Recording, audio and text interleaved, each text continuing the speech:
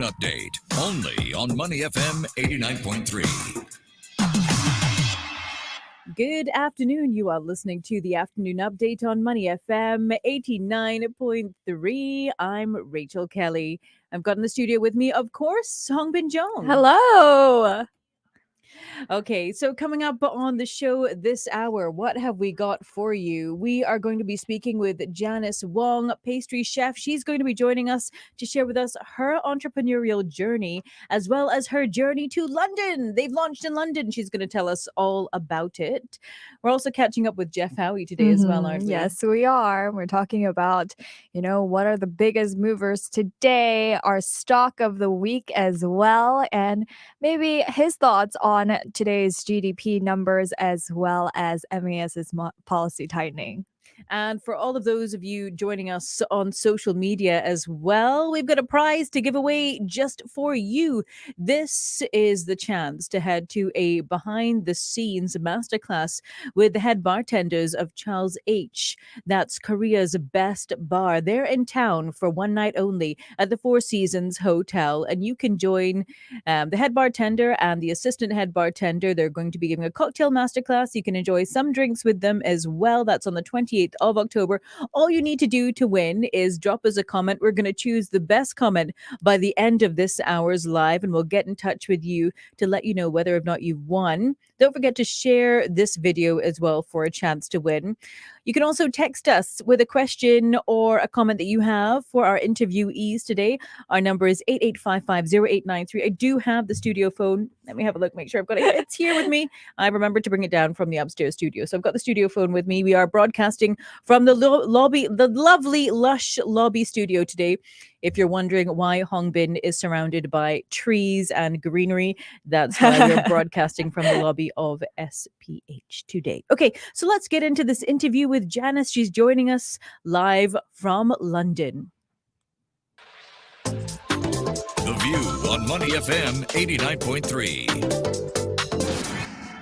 You're listening to Money FM 89.3. Now, Janice Wong may be best known for her 2 a.m. dessert bar as well as her indulgent chocolates. Very creative. They merge art with flavor. She's joining us now from London, where she's just expanded into Selfridges. Janice, thank you so much for joining us today.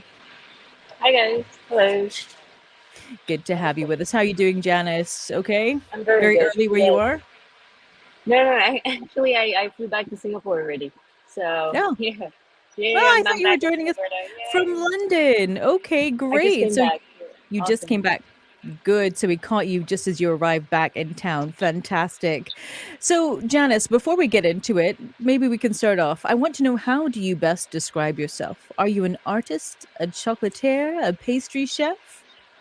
Well, I always describe myself as a chef and an artist. For me, the line is very blurred. I mix food with art and art with food. We do huge exhibitions, and we also do delicate, little bonbons into a tiny little box and mini cakes as well. So it's really a world of imagination for what we do. And I've been to one of your interactive exhibitions many Nice. years ago, obviously pre-pandemic, because we were picking things off the walls. How has your creativity, would you say, evolved post-pandemic? Well, a lot. I think pandemic was, we were forced to shut for 2 years. No edible art. People were afraid to eat off the wall. Now, it comes with a vengeance. I mean, like everyone loves to come out now and just have a lot of fun.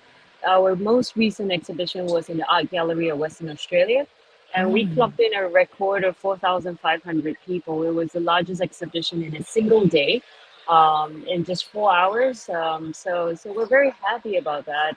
It's really come back in full force. And we could serve thousands of chocolates to thousands of people in a short period of time. There's lots of fun going on right now in the world.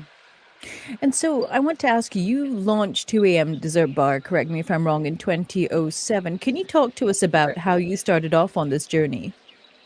Sure. For me, food was always very close to where I come from. And I grew up in Japan, and I was very exposed to a lot of fresh ingredients. Even though I studied economics, And I was gonna do the finance route, but food for me was my one number one passion. It's not changed at all, and I thoroughly love chocolates. I love making chocolates. To me, I'm extremely excited every time I'm in a chocolate room, and it just fills my heart as well. So I think that was my inspiration to really have a setting, have a place in Singapore where I could really showcase this. Yeah, And it's and timely so that that's what 2 a.m. Yeah, so hence the birth of 2 a.m. dessert bar. it's timely that we're speaking to you today, Janice. I don't know if you know that it's National Dessert Day. Yeah, it is. It is. I'm very excited about that. So we've actually got a question that's come in from one of Sure. our listeners, Hongbin. Yeah, so question for all three of us actually. If you could eat one dessert for the rest of your life, what would it be? Well, I would say tiramisu. It was my first love. I mean, when Mm. when I was 9, I made that dessert when I was 9, and mom taught me how to make that. So it's very close and dear to my heart. And it's a perfect dessert. You got your nice sponge, you got a nice creamy textures, and coffee. So that is my number one dessert. What about you, Hongbin? I can't choose, but chocolate. I mean, chocolate, yes. Yeah, but How can you maybe not like like chocolate?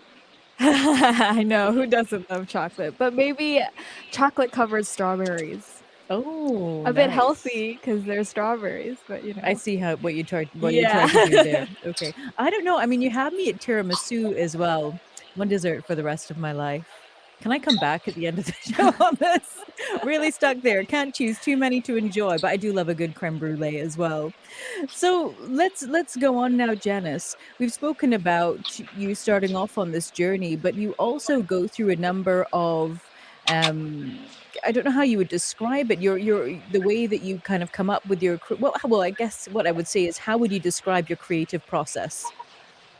Well, it's very organic. I think everywhere we go, we're in a different culture, different setting, different city, and we blend in. So, for example, our recent exhibition, whether it was in Bali, the Maldives, in Australia, we would go on ground and really find all the local ingredients, what we could really work with. After that, we would forage these ingredients, and then we would Mm. make the exhibition. If it's in Singapore, because it's so close to where I'm from and everybody knows us. We've been here for so long that we kind of constantly have to really rethink about our exhibitions, and we would really go and push the boundary. We'll do it really really wild. I mean, I think for us, we would do the impossible. You can say that we like to defy gravity a lot. So marshmallows, chocolates, things would just flow. It's people expect the different when you come to a Janice Wong exhibition. And I understand that you have a number of sensory practices as well as part of your creative process. Could you share more about that with us? Yeah, that would really be the other side of me. I mean, I love to really push my imagination. For me, that's the one key thing. All of us have an imagination, right? And how far you can. What are your limits? You Hmm. don't really know your limits if you don't push them. And so I did one of these sensory experiences where I would just put myself through 100 hours of blindness. That was like shutting off one's sense and just being very comfortable, for example, as a dating, right? Just being passed Hmm. around, people would take me everywhere. But then, what do you really have at the end of the day? It's your imagination. You're shutting off your sense of sight. You have to imagine who's taking you where, what's your surrounding, and it's beautiful. Can I just say, like, if you just close your eyes, and you just imagine. I mean, I think that is the one free gift, and I felt like I could really, really do a lot of greatness with that as well. Janice, I want to ask you, what would you say to those who are considering venturing on the same path as you? What are some of the key lessons that you've learned over the years?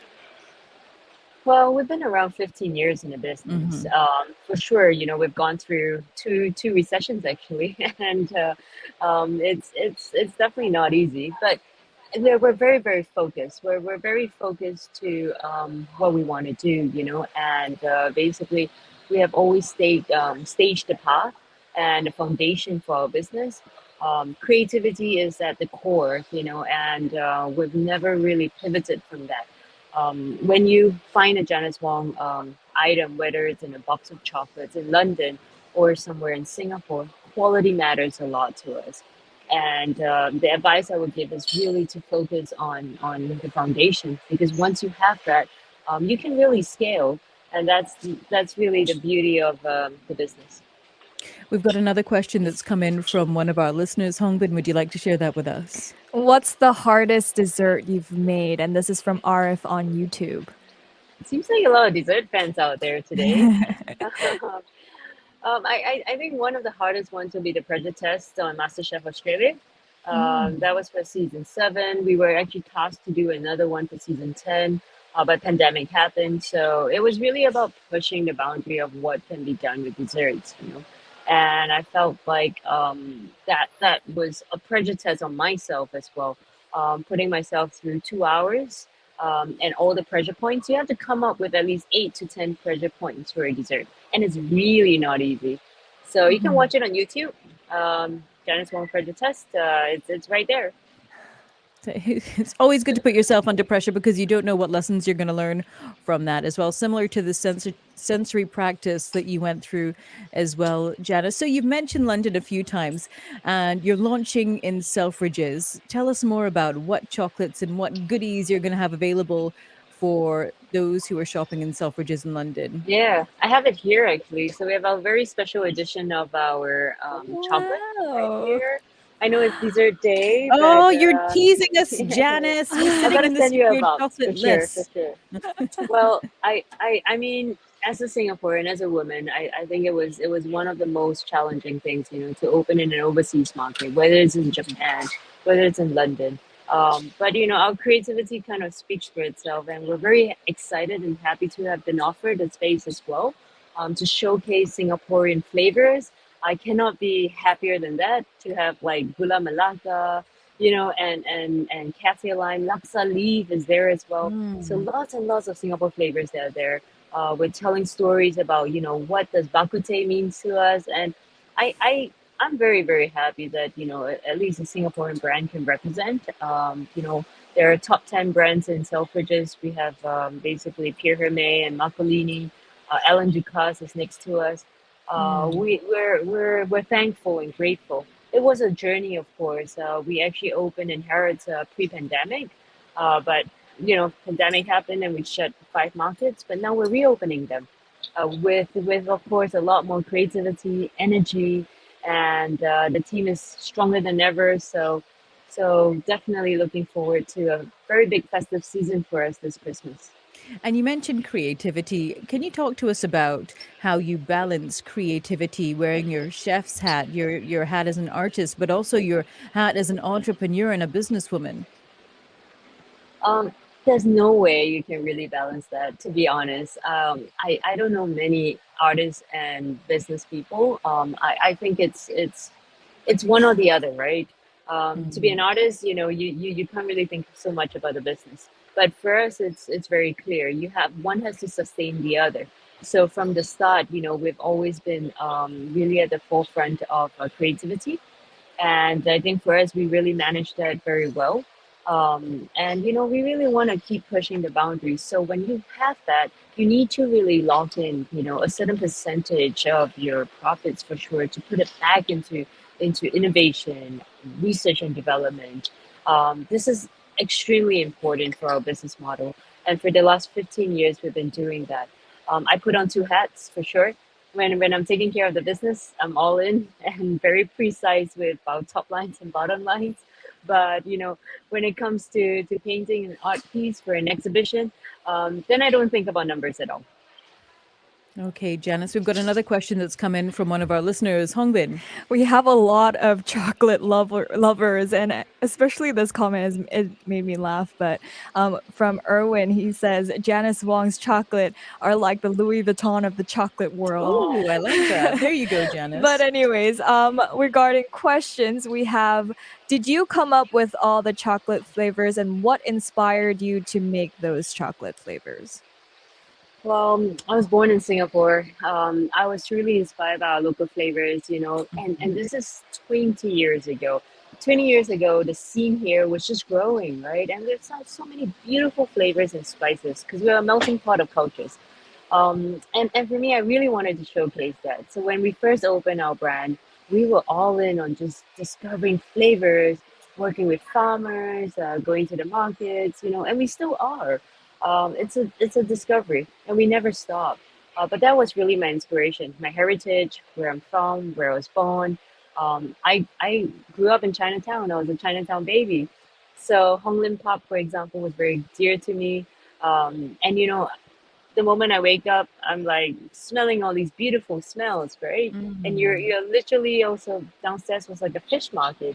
I mean, it's just beautiful. I don't of course underestimate how beautiful Singapore is, but in 20, 30 years ago, it has its own beauty, and it truly inspired me. And food and flavor so deeply ingrained in our Exactly. culture. Janice, so you've spoken about your launch in London. Can you talk to us about the rest of your expansion plans in Europe? I know you've got your sights set on a few other cities. For sure.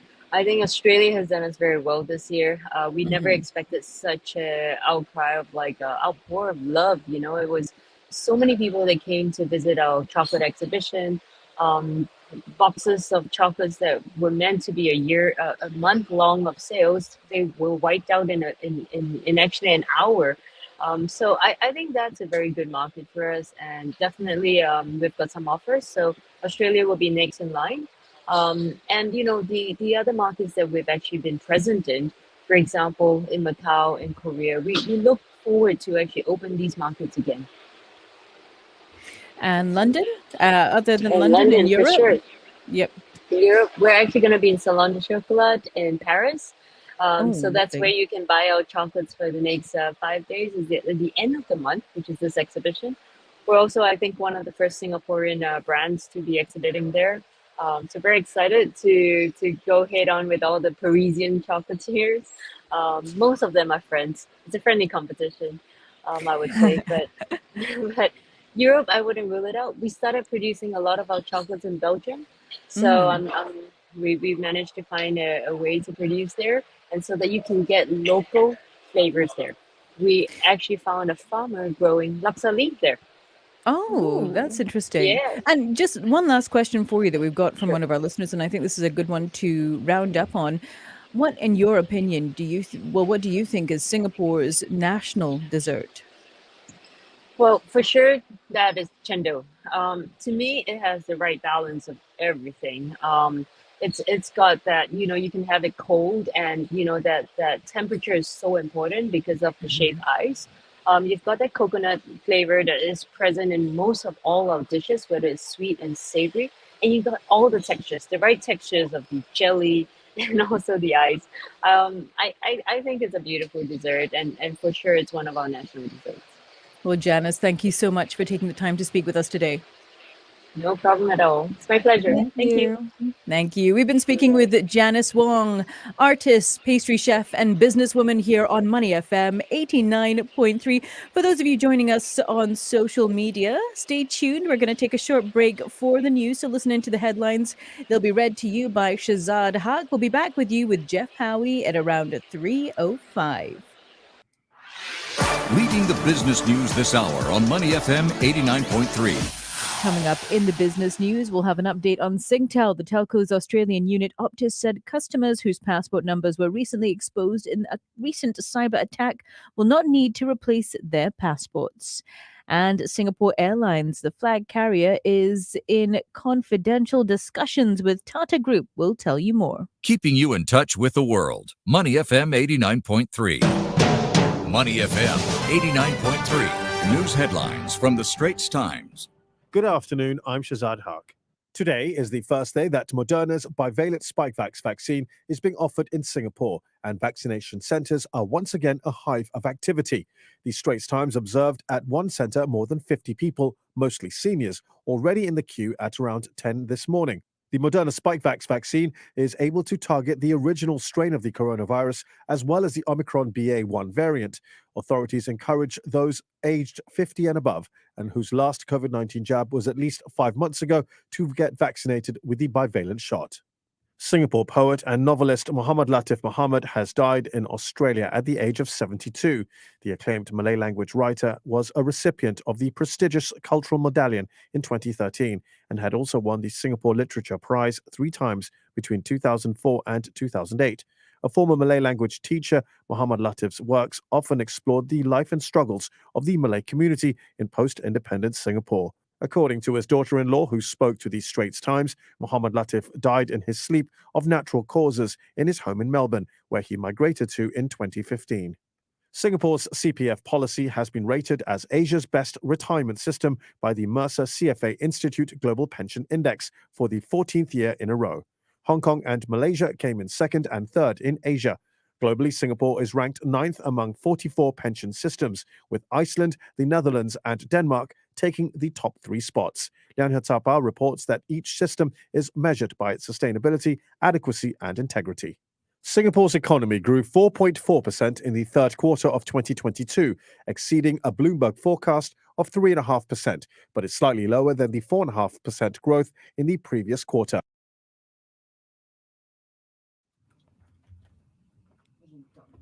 And those are some of the key headlines from Shazad Haq. We're going to have Jeff Howie joining us on Facebook Live in just a bit. But just a quick reminder to those of you joining us on Facebook and listening in as well, we do have a competition giveaway for you. We've got a masterclass ticket for anyone who's interested in cocktails. The head bartender of Charles H., that's the best bar in Korea.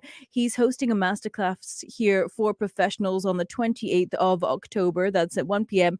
at the Four Seasons Hotel, and they're offering a lucky listener behind the scenes access as well as a number of complimentary cocktails. So if you want to win that prize, drop us a text 885508993 or drop us a comments in the comments box on Facebook, YouTube, or LinkedIn. I'm keeping an eye on our comments here. We've got some great ones come in for Janice, but don't forget you can also ask Jeff Howie what you want to know about the latest market moves this week, as well as perhaps any questions you have on the MAS announcement this morning. He'll be able to help us break it down for you.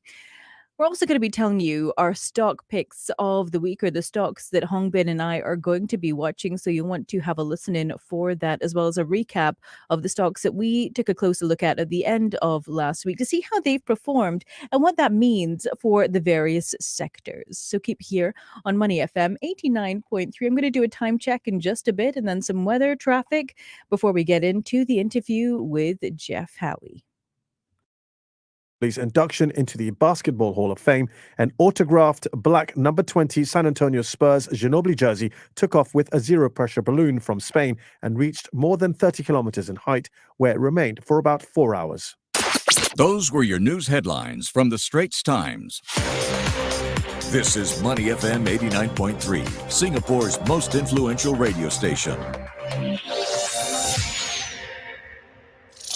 Time check on Money FM 89.3. Time now is 3:04 p.m. Weather. Thundery showers mainly over eastern Singapore, clearing as we head into the late afternoon. Tomorrow, though, we've got more thundery showers over many areas in the pre-dawn hours and early morning. Weather report brought to you by Mitsubishi Electric. Mitsubishi Electric StarMax Aircon saves you energy and money. It's easy to clean and is the quietest. Traffic. Okay, let's take a look at what's happening out on the roads for you. A vehicle has broken down in the CTE tunnel. That's towards the SLE before Kramat Road entrance. Avoid lane 3 there. Heavy traffic on the AYE towards Tuas after Tuas West Drive exit. And a vehicle has broken down on the BKE towards the PIE. That's after the KJE exit. If you see anything on the roads that we might have missed, you can share it with us via SMS or WhatsApp at 8855-0893. But please send the message through only when you are safely parked. IG has been a trusted global partner to Singapore traders for more than 15 years. Our award-winning trading platform and mobile apps provide user-friendly features with real-time alerts, giving traders access to opportunities on thousands of CFD markets, including shares, indices, forex, commodities, and more. Whether you're an experienced trader or new to the markets, IG provides you with the trading platform that best suits your needs. At IG, we're on your side. Hi, I'm Ip Jin Rong, Market Strategist at IG. Join us every morning at 7:30 a.m. on Money FM as we share with you the latest news and market action on IG Morning Market. In addition, let your trades take you further and earn KrisFlyer miles when you trade with IG. Terms and conditions apply. Find out more at ig.com/SG today. CFDs are leveraged products. Losses can exceed deposits. For risk warning, risk fact sheet, and full disclaimers, please go to our website at ig.com/SG. This advertisement has not been reviewed by the Monetary Authority of Singapore. The afternoon update, only on Money FM 89.3. Money FM 89.3. Financial updates from the Business Times. You are listening to Money FM 89.3. I'm Rachel Kelly with Hong Bin Jong, and we're going to be joined very shortly by Jeff Howie from the SGX. Actually, we're going to be joined right now by Jeff Howie from the SGX to take a closer look at how markets have fared this week. Taking a look at the STI now, currently in the green. It's been a volatile week for markets here in Asia and across the globe. The STI currently up 0.7% at 3,062 points. Advances leading the pack today. And in terms of volume so far, about 1 billion securities worth $727.9 million changed hands so far. Jeff, a lot to digest this week, and especially today with that announcement from the MAS. Let's start there.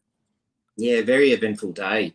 If you want to start from the MAS perspective, it really was, I think, very much expected. So what the MAS has done is recenter the midpoint of the nominal effective exchange rate to the prevailing level where it's moved to since it's been appreciating this year. Now, that was a given because you've had appreciation of the exchange rate, as we said, since 14th of July when it had its last move, as well as its meeting in April. Importantly, though, the slope wasn't changed and the band was not widened. And the current time, it's already seen 3 slight increases to the slope from October last year through to April this year. And we've now had 3 recenters while the band has not been widened at all in the tightening center. And it makes sense that the band has not widened because the volatility in exchange rates, they have had their moments, but it has more or less been relatively consistent. So more that's compared to, I guess, to the appreciation of the effective exchange rate. You've had a pretty consistent appreciation there, which obviously makes the case for recentering. I think so. Less surprises today, but I think in retrospect, investors were a lot more comparatively more surprised last year with the initial 2 increase slope, the first in October last year, and then again in the off-cycle move in January this year. But look, time has shown that these were very prudent moves in the face of the wave of inflation that we are currently riding. Back then, the MAS attributed the inflation to the recovering global demand as well as supply-side frictions. That's exactly what's happened and played out. And I guess given Singapore's propensity to import, which is, of course, pretty high, the level of global inflation may have created more headwinds had the MAS not acted as early as they did with those initial 2 slope increases this time last year, as well as in January. So that's been the development today. Yeah, I think pretty much expected, and kudos to the MAS for starting this process earlier than many other central banks across the world. We've also got to talk about the GDP figures that came out this morning as well. No technical recession for Singapore. No, exactly. So as we do, any of us that hop out in the weekend know that domestic orientated and travel related sectors are still pretty strong and have the advanced GDP for the third quarter. By advance, it means the numbers are really based on what happened in July and August, with all the September numbers yet to creep through into the final GDP. But essentially, you had a 1.5% quarter-on-quarter growth. So that reverses the 0.2% contraction from the second quarter. As expected, too, manufacturing, it was weaker. And that, so it's brought the advanced third quarter GDP to, I think it was 4.4% year-on-year growth. And it means that our forecast for the full year of this year is still between 3 and 4%, with a forecast which is below the trend in 2023. Well, it seems like the STI is responding well to those two announcements. It's currently up 0.6%. How has the STI performed this week, though? Yeah, it's been a volatile week, Hong Ben. The STI dropped about 105 points between the close last Friday and where we closed yesterday. So we were at 31.45 at the end of last week. We closed yesterday at 30.40. And at the same time, we saw around 170 million Singapore dollars of net fund outflows out of the Singapore stock. And that really brought the STI back to those second half of 2021 lows between that 30 and 30 and 30.40 level. Stocks that really saw the most net fund outflows over the 4 sessions, they include OCBC, SGX, Engineering, I think Cycle and Carriage, Capital Land Investment, and SATS and UOB were among them as well. But meanwhile, over the 4 sessions, you had Singtel, Sembcorp Marine, DBS, Gunting, Capital Land, India Trust, Keppel DC REIT, Keppel Corp, Comfort Delgado, and Shang-Xiong Group attract the highest net fund inflows. So those 10 stocks that had the most inflows saw inflows of around 70 million, but the stocks that saw most of the outflows saw outflows of 160 million. So obviously, we saw more net outflows. But I think just one thing that's interesting is that, so today we've got the STI up around 0.7% to around 30.60. Jardine Cycle and Carriage and SATS, which ranked among the 10 stocks that saw the most net fund outflows for the first 4 sessions of the week, have led the STI weaker this week. But the 2 stocks, yes, and Keppel DC REIT, which ranked among the 10 stocks that saw the most net fund inflows for those 4 sessions, have actually been the most defensive STI stocks for the week. Okay, speaking of SATS and Singtel and Yangzijiang Shipbuilding, I think we need to get into our stocks that we're keeping an eye on for the week. So last week, let's start there with the stocks that Hongbin and I chose to watch last week. So I chose Yangzijiang Shipbuilding, and taking a look, they're up, 0.8% today, but how have they fared over the last week, Jeff? What are your thoughts? Which is good, right? I mean, 8%, something like that, when I checked this morning. So Yangzijiang has held its own for the week. So I think it's pretty much trading around these levels this time last week, Rachel. And I think it's the same with, it was Shang-Xiong Group, right, Hongbin? No, actually, I made a mistake.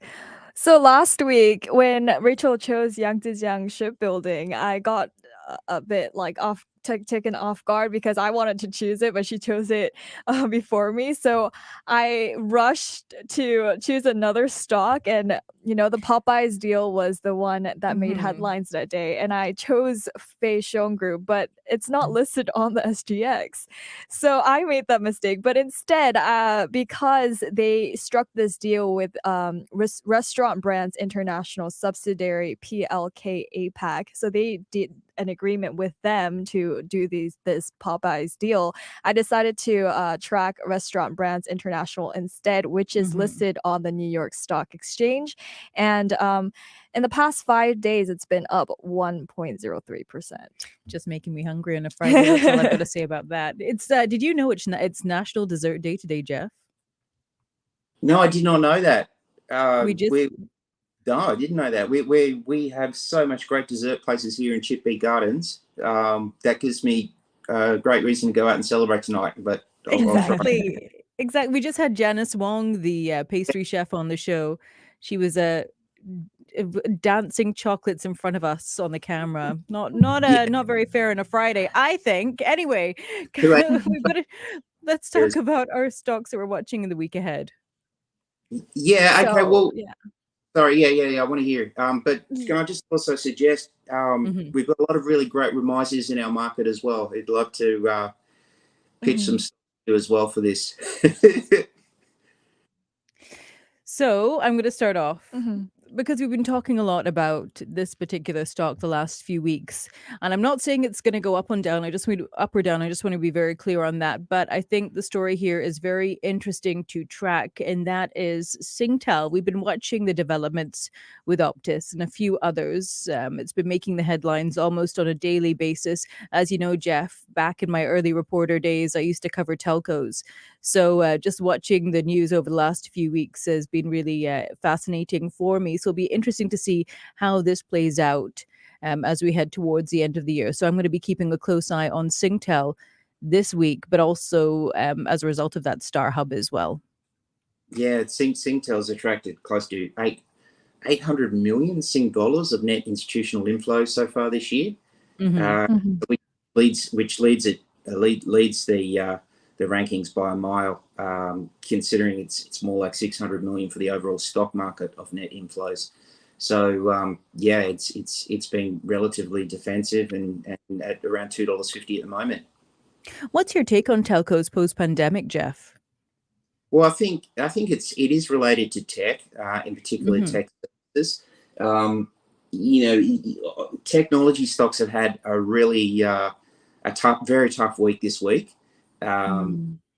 You are seeing that wider field of application of technology services really make its mark within telecommunications, and I think you know, amongst all the challenges as we've seen, companies, telecommunications stocks like the big international consumer stocks per se, that have been able to transcend their own value chains, really diversify revenue streams, have you know, basically found it a little bit less challenging than those that haven't been able to operate from scale or made those moves to transform businesses and divest certain businesses and pursue operational efficiency while also trying to expand their market over the last 3 years. So yeah, it you know, really comes down to the actual businesses within the sector, Rachel, Mm. and how they operate. And the stock that I'm going to choose for next week is Singapore Airlines. And that's today, I think. The flag carrier is in confidential discussions with Tata Group to explore a potential transaction relating to securities of Indian full service airline Vistara and Tata subsidiary Air India. And I'm traveling next week as well. So you won't see me, Jeff. But I also wanted, because of that, I wanted to track SIA. But also, I actually saw an interesting article that actually touches upon Singtel and maybe tourism as well, Mhm. is that the currency appreciation, DBS analysts say that currency appreciation would likely hurt companies who amass revenue overseas but report earnings in Singapore dollars. And the analysts at DBS, they highlighted Singtel as an example, saying Okay. that the company earns more than 80% of its profits from abroad. So it could be affected. And as well as inbound tourism, they warn that could also take a hit if potential travelers, you know, shy away from Singapore due to the stronger Singapore dollar against other currencies. So I think both of these stocks are really interesting to watch for the next week. Well, we need Janice to keep selling those chocolates to Australia. Hey, Jeff, I want to ask you as well, because we just had the release this week of the SGX Group market stats for September. Anything there that you'd like to highlight? I know derivatives activity, we saw an all-time high as FX commodities outperformed. Just taking a quick look at the release, we've also got STI constituent stocks, REITs boosting security market turnover as well. Yeah, volatile times. Really Hmm. kicked off towards the back end of September. For much of July and August, the STI was in a pretty narrow range, Hmm. points or so, and just look what we've done in the first 4 sessions of this week, Rachel. Another 100 points just in 4 sessions. So, but we did see towards the end of September that volatility start to pick up somewhat, and that obviously gives traders and investors more reasons to reevaluate their portfolios and be a little bit more active in the market. And also, I think the volatility that came from the currency markets as well, with the US dollar pressing higher, as we've just been discussing, as well as developed towards right at the end of September in the UK, really added the fuel to a lot of that volatility. Jeff, we've just got some breaking news that's just come in. I'm just reading this headline off the Straits Times. A new $1.5 billion support package has been announced. It will give Singaporean households additional help to deal with rising prices, with more aid going to lower to middle income groups. This is according to Deputy Prime Minister Janice Wong. Some 2.5 million eligible adult Singaporeans will receive a special cost of living payment of up to $500 in December as part of the package. They'll also get the payment together with the GST assurance package cash payout. That was announced, I believe, at Budget 2022 to offset the impact of the upcoming 1 percentage point hike in goods and services tax from 7 to 8% on January 1st, 2023.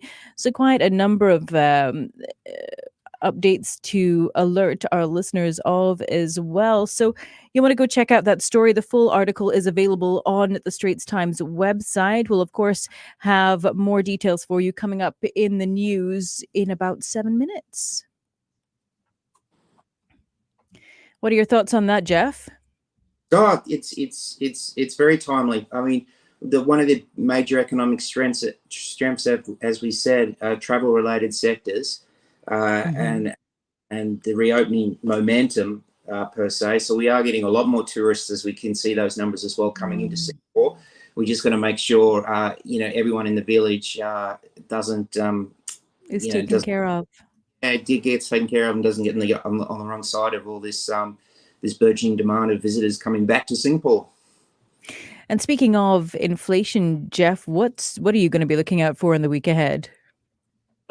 This time around, so the inflation numbers really were pretty strong, comparatively strong in the US, but it was a very interesting move, the way the market reacted, basically interpreting it as very strong, but then also seeing that, US interest rate hikes are closer to that terminal rate of 5%, 4.5% to 5% that's expected next year. So, the volatility in the interpretation of whether it's the Fed speakers next week or it's a number of indicators that are like sub-indicators of inflation and growth will continue to be really important. In Singapore, our trade numbers are out and are due on Monday. It's pretty important because we have had, I think it's now 21 consecutive months of year-on-year increases. Non-oil domestic exports are now growing. They've grown 9.9% for the first 8 months of the year. Recently, the export growth has been mostly driven by exports to the US, to Europe, but at the same time, the exports have been weakening to China. So that's what we're going to be looking at in the report. We've also, in August, the last month, we saw this decline in the chip demand as well, the integrated circuits. So the electronics index actually had its first year-on-year contraction since November 2020. And since then, we've had our SIPMM PMI report to contract further. I think it was 49.4 for September. And the August industrial production report as well, it detailed a 7.8% year-on-year decline for electronics output. So obviously, as we said, technology sector, because of some developments in Washington late last Friday night, we've had the technology sector, particularly in Asia, sell off considerably this week, and it'll be front and center first thing Monday as well. Thank you. Okay, Jeff. Thanks for that update. Jeff, you got any fun plans for the weekend other than going to devour some desserts tonight as part of National Dessert Day? Janice Wong 2 a.m. dessert bar, right? See you there. Thanks there. for that, Jeff. Okay, great. We've been speaking with Jeff Howie, market strategist at the SGX here on Money FM 89.3. Thank you so much to everybody joining us on social media on Facebook, YouTube, and LinkedIn. And thank you for all your questions.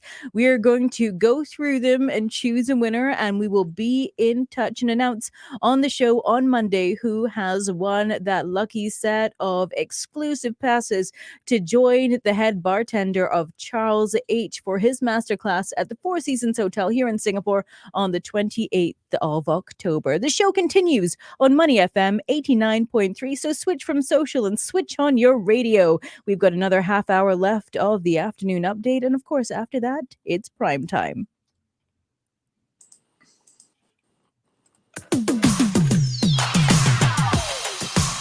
The afternoon update brings you the Money FM 89.3.